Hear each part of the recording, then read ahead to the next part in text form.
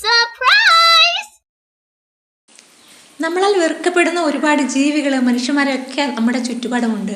ആ ഒരു വെറുപ്പിലൂടെ നമ്മുടെ ഉള്ളിലെ വെറുപ്പിനെ അവർ എടുത്തു കാണിക്കുകയാണ് ചെയ്യുന്നത്.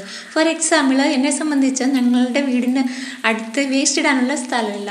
ഒരു ദിവസം നമ്മൾ എപ്പോഴും അടുത്തുള്ള പറമ്പിലാണ് കൊണ്ടിടാറുള്ളത്. അപ്പോൾ അതിനടുത്ത് തന്നെ ഒരു റെൻറ്റിന് ഉള്ളൊരു വീടുണ്ട്. ആ വീട്ടിൻ്റെ ഓണറും നമ്മളുടെ അടുത്ത് വന്നിട്ട് പറയുകയാണ്, അടുത്ത ദിവസം മുതൽ ഇവിടെ താമസക്കാർ വരും, സോ നിങ്ങൾ ദയവായിട്ട് ഇവിടേക്ക് വേസ്റ്റ് കൊണ്ടിടരുത്, ഈ വീടിനടുത്തായിട്ട് കൊണ്ടിടരുത് എന്ന് പറഞ്ഞിട്ടുണ്ടായിരുന്നു. നമ്മൾ അവിടെ ഒരു തെങ്ങ് മറിഞ്ഞ് വീണിട്ടുള്ളൊരു കുഴി ഉണ്ടായിരുന്നു. അപ്പോൾ അതിനുള്ളിലായിരുന്നു കൊണ്ടിട്ടുകൊണ്ടിരുന്നത്. അതിനുശേഷം അന്നത്തെ ദിവസം എനിക്ക് ഉറങ്ങാനേ കഴിഞ്ഞിട്ടില്ല. അപ്പോൾ ഞാൻ ഭയങ്കരമായിട്ട് മനസ്സുകൊണ്ട് വേദനിച്ചു. കാരണം ഒരു വേസ്റ്റ് ഇടാനുള്ള സൗകര്യം പോലും നമുക്കില്ലല്ലോ. അപ്പോൾ ഇതെങ്ങനെ നാളെ തൊട്ട് എവിടെ നമ്മൾ ഇതെവിടെ കൊണ്ട് കളയും എന്നുള്ള ചിന്തയിലായിരുന്നു അന്നത്തെ ദിവസം മുഴുവൻ. രാത്രി ഫുള്ള് അങ്ങനെ കിടന്നിട്ടാണ് ഉറങ്ങിപ്പോയിട്ടുണ്ടായിരുന്നത്. പിറ്റേ ദിവസം അതിശയകരമായിട്ടുള്ളൊരു കാര്യം എന്താണെന്ന് വെച്ചിട്ടുണ്ടെങ്കിൽ, ആ ഒരു വീടിനോട് ചേർന്ന് തന്നെ ഒരു സ്ഥലത്ത് നമ്മൾ അത്യാവശ്യം വേസ്റ്റൊക്കെ കൊണ്ടിടുന്നൊരു സ്ഥലമുണ്ട്. അതായത് വാട്ടർ ചേർന്നിട്ടുള്ള വെള്ളം അല്ലാതെ കൊണ്ടിടുന്നൊരു സ്ഥലമുണ്ട്.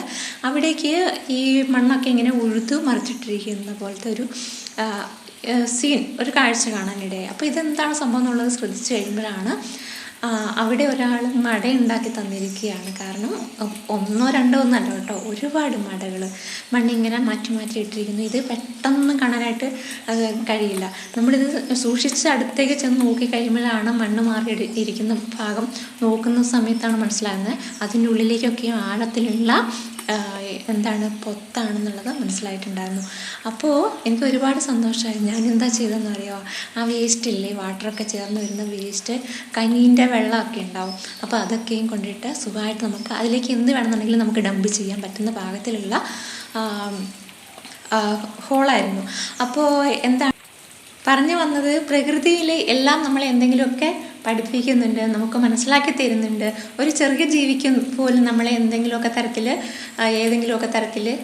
ഹെൽപ്പ് ചെയ്യാനായിട്ട് സാധിക്കും. എന്നെ സംബന്ധിച്ചിടത്തോളം എലി എന്ന് പറഞ്ഞിട്ടുള്ളത് ഒരു നികൃഷ്ട ജീവിയായിട്ടായിരുന്നു പണ്ടുണ്ടായിരുന്നത്. പല കാരണങ്ങൾ കൊണ്ടും നമ്മൾ ഈ വിറകൊക്കെ കൂട്ടിയിടുന്ന സമയത്ത്, അവിടെ വന്നിട്ട് കാഷ്ടിച്ചൊക്കെ ഇടുന്ന സമയത്ത് ഒരുപാട് ബുദ്ധിമുട്ടുണ്ടായിട്ടുണ്ടായിരുന്നു. അപ്പോൾ ഇങ്ങനെ ചോദിക്കുമായിരുന്നു, ഇത് എന്തിനാണ് ഇങ്ങനത്തെ ഒരു ജീവിനെയൊക്കെ ഈ പടച്ച തമ്പുരാൻ ഇങ്ങനെ സൃഷ്ടിച്ച് വിട്ടേക്കുന്നത് എന്ന് ഉള്ളുകൊണ്ട് ചോദിച്ചിട്ടുണ്ടായിരുന്നു. പക്ഷേങ്കിൽ അനുഭവം കൊണ്ട് നമുക്ക് മാറ്റി പറയേണ്ടി വന്നു, മാറി ചിന്തിക്കേണ്ടി വന്നു.